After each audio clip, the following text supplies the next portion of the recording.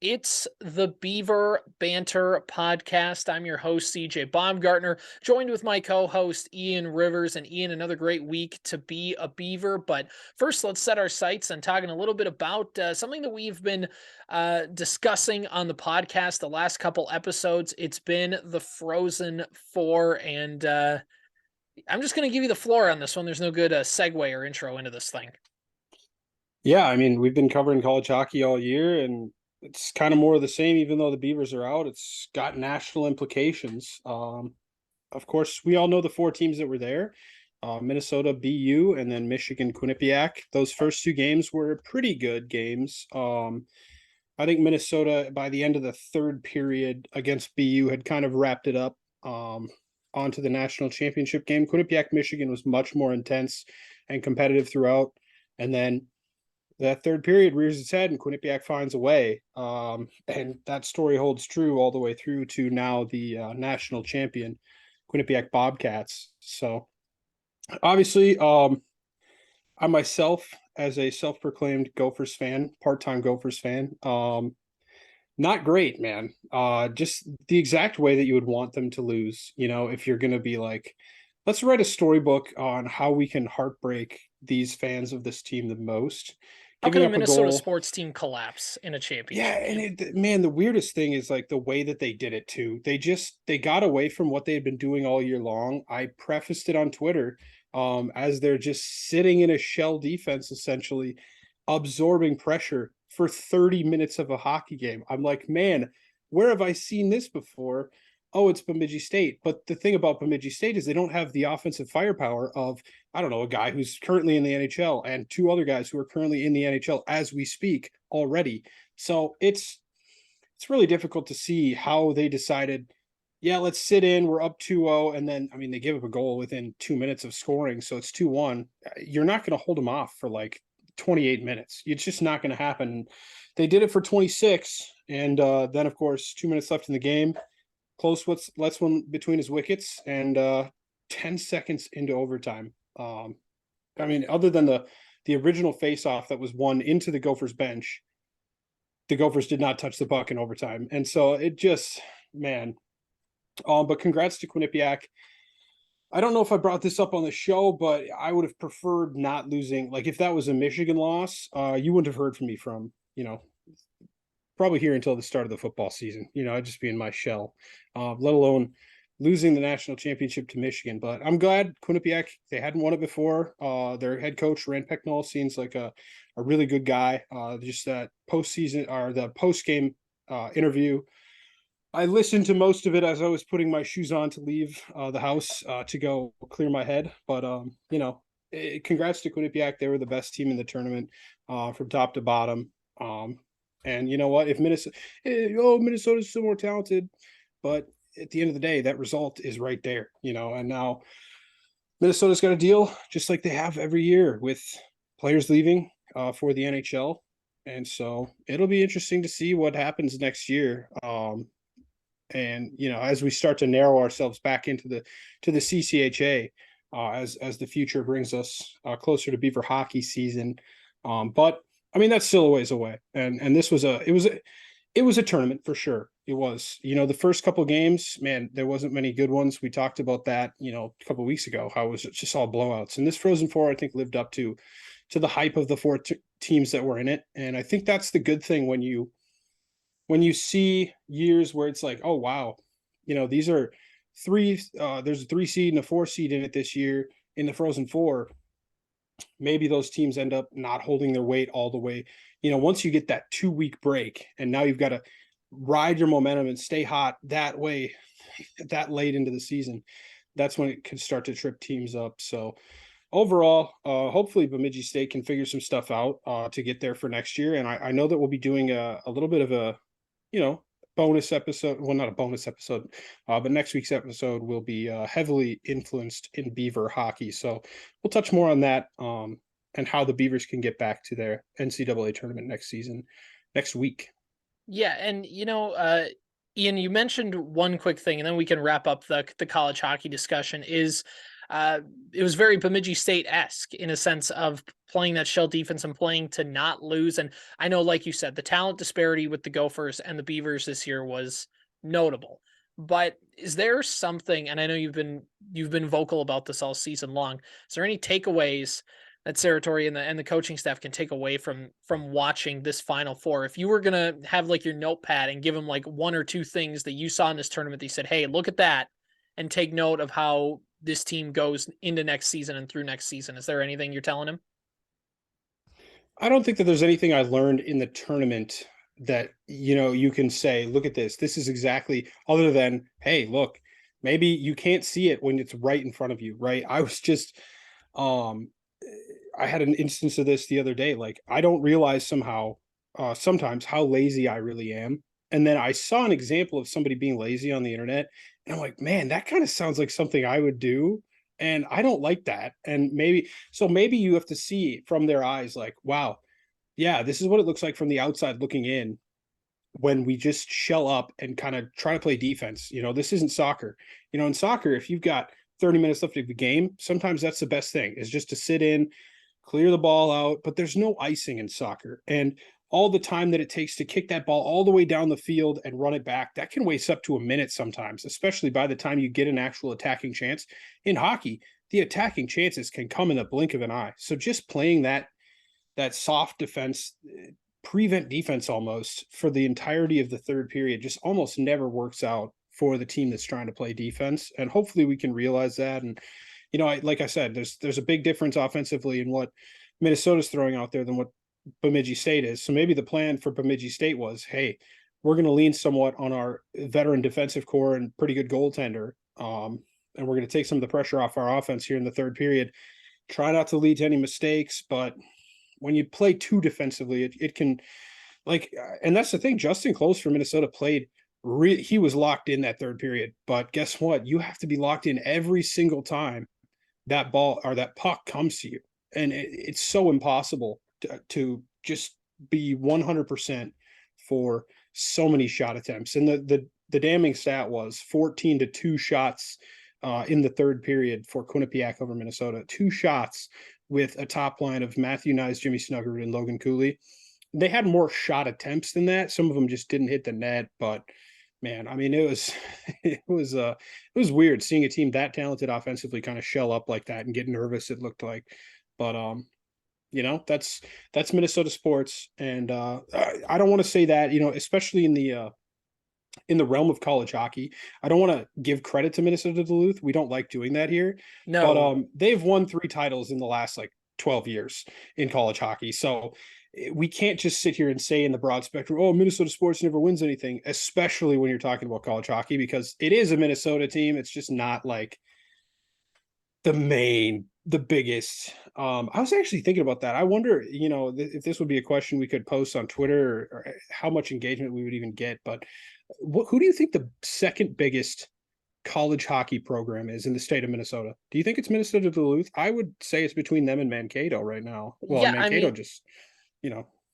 that's the thing with that. But even still, even if Hoskins would have stayed, I still think that it, as much as I hate to admit it on this podcast, I'm going to go throw up afterwards, but it's probably Duluth because they're the only other school that's got championships. I mean, St. Cloud State has had good teams, and Motzko, of course, did a good job. They're setting up the program. But I mean, I think it's probably got to be Duluth for that fact alone. But I mean, I don't like saying that. I don't like admitting it. But well, then and again, that's I the got to thing give too. Mankato or St. Cloud credit, and I don't want to give them that either. So Yeah, I think just the pedigree combined with the fact that Duluth is kind of more of a secluded, you know, they're their own biome. world. If you're St. Cloud, Exactly. you're an hour from the cities or less. I just drove an hour south to Belle Plaine this last weekend, and I looked at a street sign and it said Mankato was only about 40 miles away. And I was like, man, sometimes I forget how close Mankato is to like where I am and where the cities are. And so, eh, not to say that they're necessarily, that doesn't mean that they're any less Mankato Maverick fans, but still, like, that Duluth hockey, it's like North Dakota. That is the sport up there, and that's kind of what they get into. So I would have to Well, and cast my Bemidji vote State for would be that Duluth. way if Bemidji wasn't just as small of a, compared to those other places, as small of a town as it is. You get a lot of room. Now, Duluth is about two and a half hours from the cities, maybe 2 hours. So it's not like it's necessarily far just going south on 35, but yeah, it's its own community up there. Duluth is like the geography's different.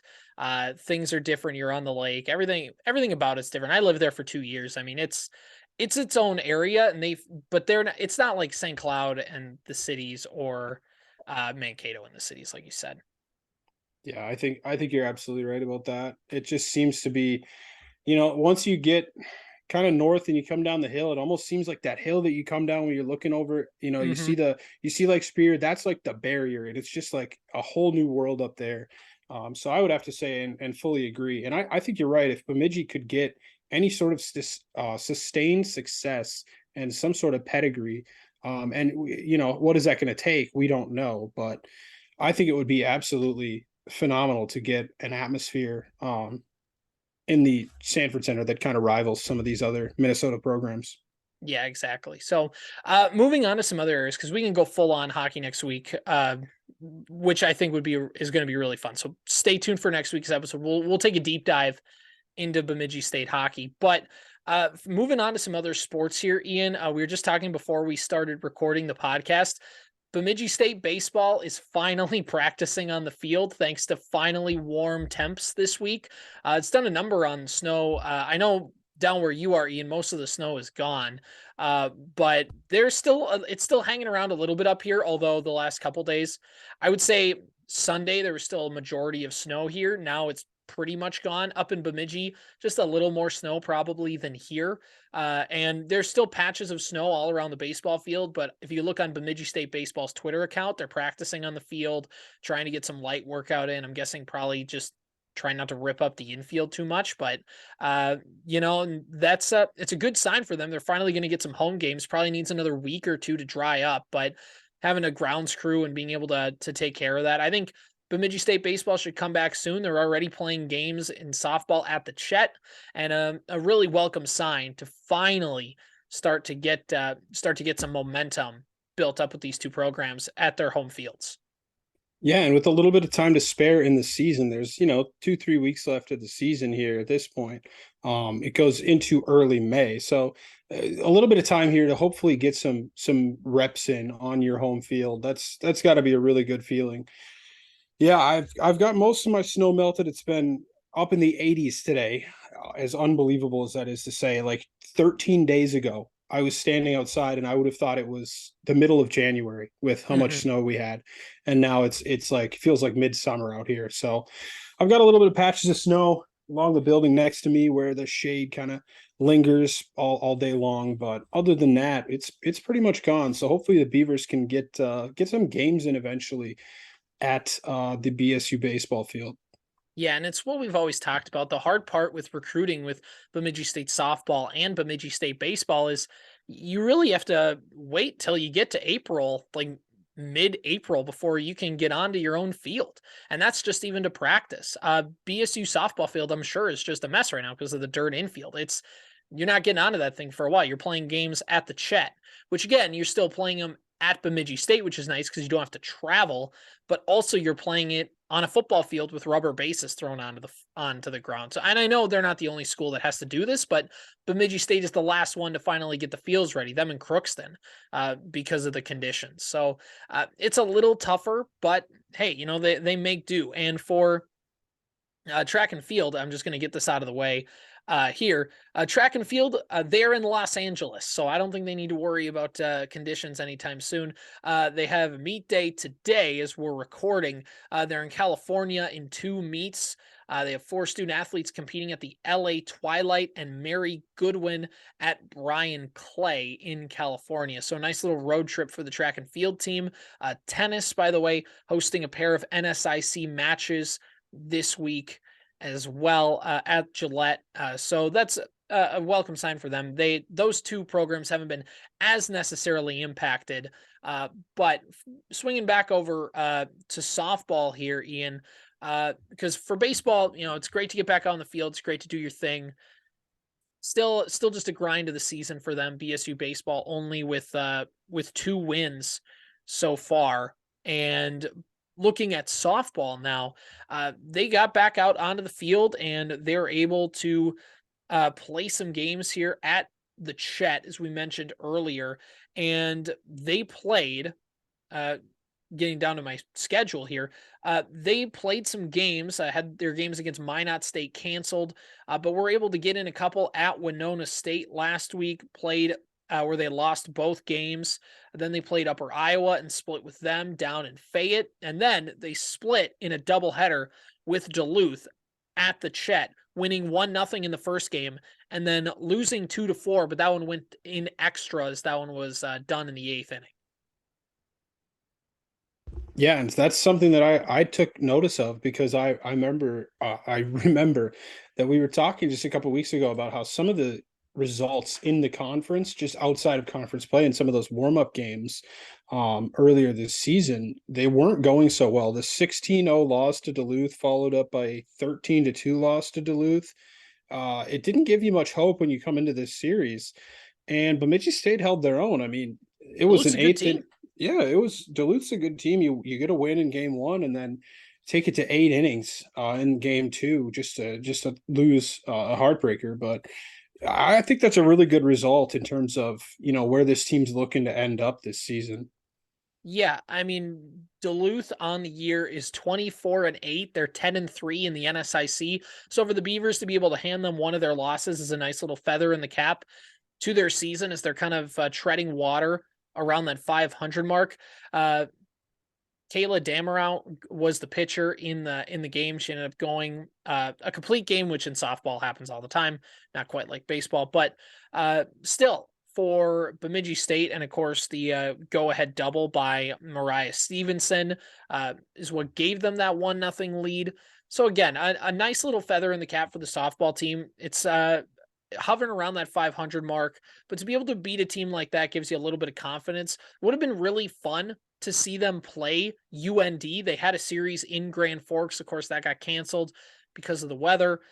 So now they have their sights set for games tomorrow against Mankato. That will be at Chet Anderson Stadium as well. And then over the weekend on Sunday, they have a doubleheader against Concordia St. Paul. Bemidji State is a nice little homestand. They don't have to travel until April 22nd, and they haven't had their last road game since April 8th. So a nice little 2-week period where they don't have to travel at all. Nice little change of pace for them. Yeah, yeah. Hopefully the end of the season goes pretty well. We've got ourselves in the 10th spot right now in the NSIC, clinging to life with a conference record of 3-5. And that's the thing that I was wondering about. Like, we've only played 8 conference games. There's teams below us that have played. Concordia St. Paul, I believe, has played 14 right now. MSU Moorhead's played 12. Winona State at the top has played 12, 14 for Minnesota Duluth. So it's going to be, I'm curious to see how many of these games get made up because, like we talked about, some of these games, Minot State says canceled, Northern State says canceled. So when is that going to get made up, or is it just canceled and they It take just it based off of the percentage of your win percentage? My guess is Um, it goes off percentage.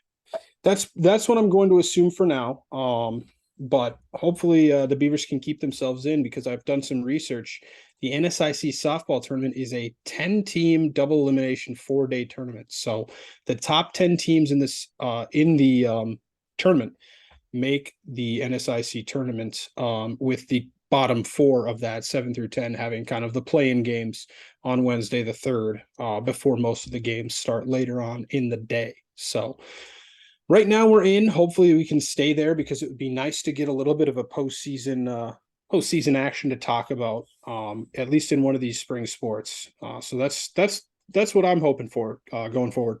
Yeah, and especially with softball, a team that had a nice little start to their season, and then kind of once they get into conference play, have been a little bit a struggle trying to find their footing. But if you look at it's really fascinating the record because they're 1-1 at home against Duluth. They split that doubleheader. They're 11-10 at neutral site games, but they're 2-5 in straight up road games. So I don't know if that's just because you get to the familiar opponents in the NSIC, or the teams you played in your non-conference just aren't as tough when you look at the Providences, the Carroll College, Montana State Billings, Clarion, Pittsburgh, Johnstown, a whole bunch of other things. But anyway, Ian, let's move into some other sports here. Some news across the Bemidji State sports landscape. Bemidji State 4 hours ago tweeted out on their women's basketball account that Sammy Buss has committed to Bemidji State. Looks like she's from Neenah, Wisconsin. Neeanah. Any pronunciation on that one? Not a clue. Not a clue. Yeah, I got nothing on that one. But commitment for the girls basketball team. I haven't, or women's basketball team, excuse me.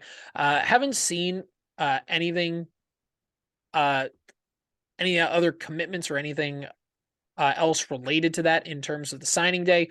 But according to Bemidji State Beavers .com, they added her to the recruiting class. She's a 5'6" guard. She competed at Xavier High School for her first 3 years and then finished at Neenah High School. She had range throughout high school, earning multiple accolades for premier shooting. As a freshman, Buss was named to the first team All-Bay Conference and was in the top 10 Division III for 3-point challenges. As a sophomore, she's unanimous in the first team All-Bay Conference. They kind of going down the line here with some of her career, trying to get to know a little bit more about her. That's pretty much it. Adding another guard for that class. Anyway, the other news is that the spring game for football is on Saturday. Obviously, there's not really a way to watch the spring game, or they don't broadcast. It's not quite like the Big Ten Network broadcasting all their games, or ESPN or whatever. But I remember the spring game's got a fun vibe. I remember covering it when I worked in the athletics office. I was running the Twitter feed for a game about 4 or 5 years ago, and it's just a fun vibe. Everybody's loose and just excited to be back out on the field in some kind of a game setting. I mean, it's just the spring game, but Ian, what are your thoughts on it? Well, it's the first look at some of the new guys that we've got coming in, and some of the guys that we've already had that are going to have bigger expanded roles this season. It's going to be a little bit of a little bit faster paced, than practice, probably. Reps for Brandon Alton, his new receiving core, all this new running back stable that we've got in, defensive players that have now had to step up to fill the roles of some of the seniors that have left before them. So it's really just a good way for the guys to get their feet wet. And like you said, not too much coverage on it other than probably a couple news articles or something like that. But in terms of watching it live, if you're in the Bemidji area, I'm sure you can go down and watch that event. But other than that, not much to say that doesn't sound pretty cliche. You know what I mean? I mean, it's a spring game in football. I'm Yeah. expecting it to be about as big as Ohio State's. There'll probably be upwards of 20, 30,000 people there, right? At Bemidji State. They're a football community now. So Yeah. obviously I'm We are kidding. hashtag football school, so Yeah, I mean, if I were up there, if I were a little closer, I don't have anything going on this weekend, I would consider it. But don't know if I want to make a 3 hour trek up north just for a spring football game. So no, uh you gotta have some plans to yeah, hit up a couple spots around Bemidji. And I've been out of college now for so long. I don't even know where the youths like to hang out. So right. Uh, but with that spring game, I think the big question is, and it won't be answered in the spring game, but an interesting kind of thing if you're looking between the lines is who is Brandon Alt's go-to guy now? Of course, Brendan Bolio graduated. Jalen Fry's out of the program at running back. So how does that dynamic work? Just kind of seeing some new faces on defense as well. I think uh, really the question is with the offense, because as we talked about with Bemidji State football all the time, they can only go as far as Brandon Alt can take them. And Brandon Alt having Brendan Bolio, I mean, their high school teammates, their college teammates. I mean, it was just a really good connection for them. They had a lot of each other's trust. And will we see? And now Alt's a guy who will throw a ball anywhere on the field to anybody, but Brendan Bolio had that trust of I'm going to go catch it and would go catch it. So does he have that same trust for everyone else? And can those other guys make the plays? That's going to be a storyline that we're going to follow into next season. But our first little taste of it, you can get at the spring game. Yeah, and like you touched on with Bolio, it wasn't necessarily just, well, screw it, Bolio's down there somewhere. It was, I'm at the playoff game against Winona and I'm watching it live, and I'm watching Bolio work when we get down towards the red zone on some of his touchdown catches in that third quarter. And I'm looking at him and I'm watching him. I'm like, okay, he's got his guy beat. Ball should be coming. There it is. Alt's already thrown that ball. He knows that Bolio's going to beat his man or at least get in a position where he can make that catch on the sideline in the end zone. It's just incredible to watch their connection. So, yeah, I think you're right. It's going to be it's probably not going to be answered in the spring game. They're probably going to be a little more spreading the butter around, not necessarily singling out one target or not. But it will be interesting to see who is that guy, or if it's kind of just a death by 1,000 paper cuts. We've got, you know, 6 guys with over 500 receiving yards this season, something like that. I don't know. It'll be very interesting to see. That's going to be the number one development as you get into football season, is who is going to be the guy in the receiving core that steps up and becomes the new favorite. Yeah, exactly. I mean, it's like you said, they're going to try and spread it around. They're going to try and see who they have in everybody before they really kind of commit to this guy is the main guy and the guy, and we're pretty much going to roll with him. But as we look, and I'm trying to get my names right here with Bemidji State football. But there's some new faces there in that running back room. The transfer from Minot State, whose name is escaping me right now, but is going to be an interesting outlook towards next season, and to see how that running back room changes just a little bit. Because I'm looking at Bemidji State's roster here. If I go by position and I try and look up who they have at running back for next year for the 2023 football roster, they have categorized here by position. If I go to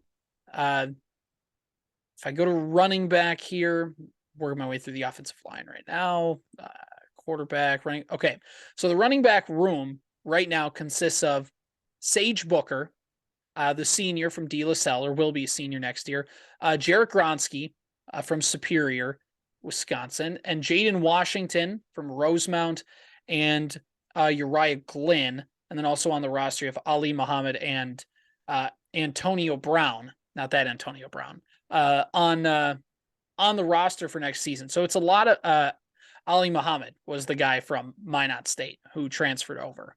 So a little bit of he'll be a senior this year. So you wonder if him and Booker end up getting the touches early. You wonder if maybe somebody like a Jaden Washington or Uriah Glynn ends up coming through the works a little bit as the underclassman. But I think that's another development, is Bemidji State's not really a one running back kind of team. They like to have kind of a 2 or 3 headed monster with their backfield anyways. So who is that 1A, 1B, 1C?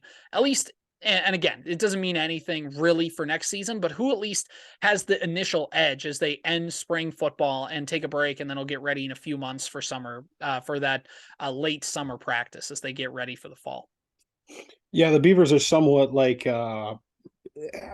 San Francisco when it comes to running back by committee. Every running back's got a different role. Gronsky last year was kind of that power back. You get inside the 20, you bring him in, or inside the 10 maybe.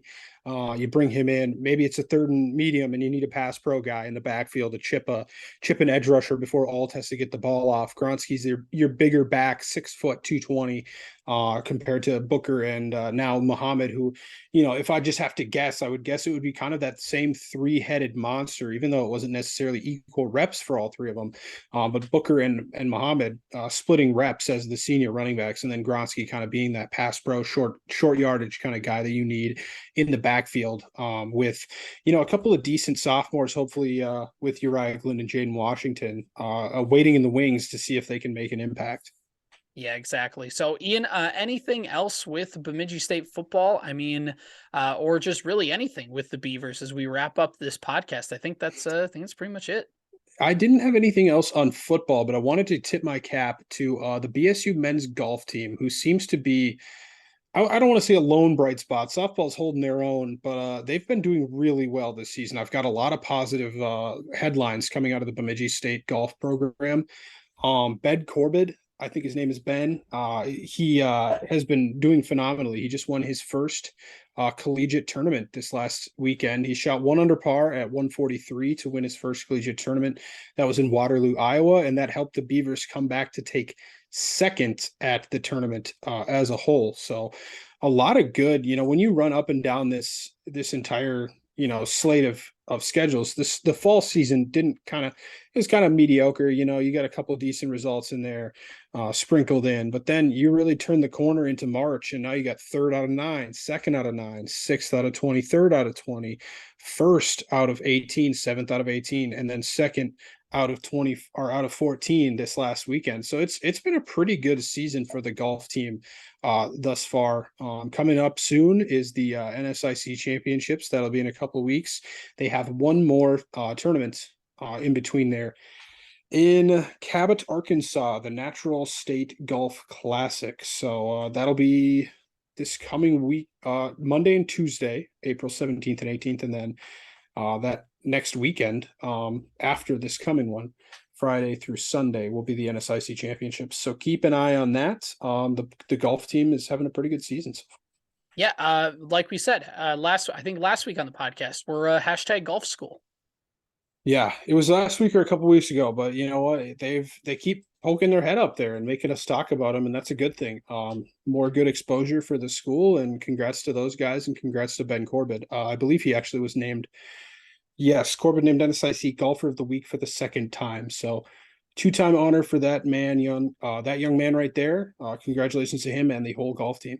Yeah, exactly. Another good week for the Bemidji State men's golf team, earning their title as a golf school. I think next time we go there, Ian, I think we need to bring our clubs and just kind of walk around campus with them as you would at a normal golf school. All right, so your this book bag? Yeah, it's just got golf clubs in it too. Yeah, it's got extra golf balls in case you get bored in class, so you can work on your short game a little bit. Yeah, Get in the back, work on I'm just thinking of Deputy Hall.